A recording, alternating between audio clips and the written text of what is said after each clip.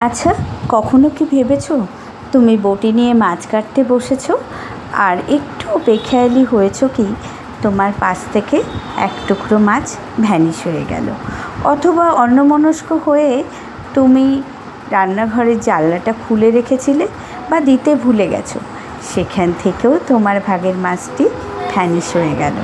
আর এই কাজগুলো যে করছে তাকে যদি একবার ধরো তোমরা, বা কেউ যদি ধরতে পায়, তার আর রক্ষে নেই, মার খেয়ে নিজের প্রাণটি হাতে নিয়ে তাকে ফিরতে হয়।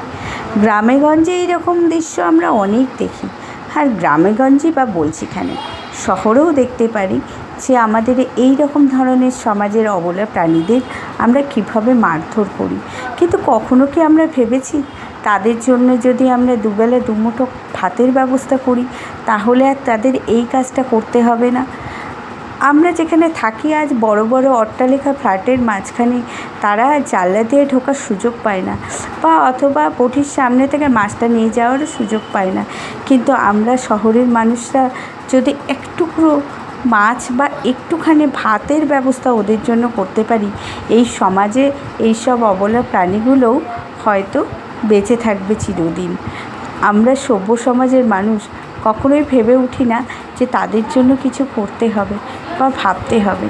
একটু এবার ভাবার সময় হয়েছে, তাদের জন্য আমরা যদি একটু ভাবতে পারি কোথায় সমাজের কল্যাণই হবে। এই অবলা প্রাণীগুলো দুবেলা দুমুঠো খেয়ে বেঁচে থাকতে পারবে।